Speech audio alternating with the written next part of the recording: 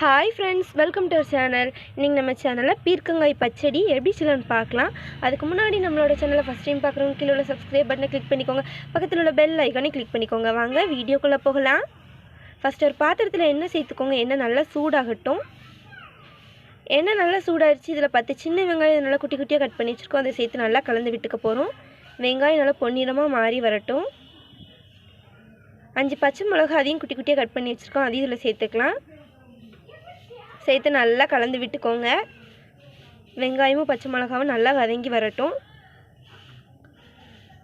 நாங்கள் இன்றைக்கி 1/4 கிலோ அளவுக்கு பீர்க்கங்காயை தோல் நீக்கிட்டு நல்லா குட்டி குட்டியாக கட் பண்ணி வச்சுருக்கோம். அதையும் இதில் சேர்த்து நல்லா கலந்து விட்டுக்க போகிறோம். கட் பண்ணி நல்லா வாஷ் பண்ணி சேர்த்துக்கோங்க. நம்ம நார்மலாக வீட்டில் சாம்பார் ரசம்னு வைக்கிறதுக்கு பதிலாக இப்படி கொஞ்சம் டிஃப்ரெண்ட்டாக பீர்க்கங்காய் பச்சடி இந்த மாதிரி ட்ரை பண்ணலாம். இது வந்து உடம்புக்கு ரொம்பவே ஹெல்த்தி. கண்டிப்பாக நீங்கள் வீட்டில் ட்ரை பண்ணி பாருங்கள். ரொம்ப ஈஸியாக செய்யலாம். நம்ம பீர்க்கங்காய் சேர்த்து நல்லா கலந்து விட்டாச்சு. இப்போ இதில் ஒரு சின்ன நெல்லிக்காய் சைஸ் புளியை 10 நிமிஷம் தண்ணியில் ஊற வச்சு எடுத்து வச்சுருக்கோம்.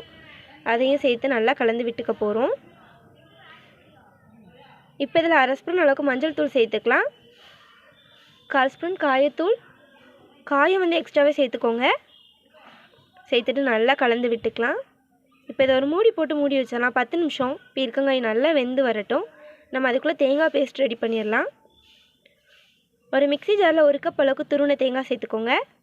1/2 ஸ்பூன் ஜீரகம், 3 பல் பூண்டு, கொஞ்சமாக தண்ணி சேர்த்துட்டு இது நல்லா அரைச்சி எடுத்துக்க போகிறோம்.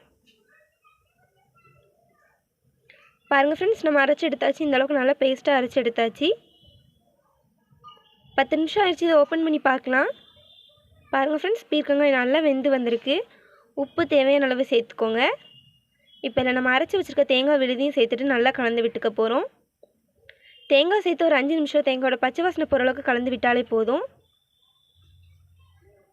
கரண்டி வச்சு நம்ம நல்லா மேஷ் பண்ணி விட்டுக்கோங்க. பீர்க்கங்காய் நல்லா மேஷ் பண்ணி விட்டுக்கோங்க. அப்போ தான் நம்ம சாதத்தில் ஊற்றி சாப்பிட்றதுக்கு சூப்பராக இருக்கும்.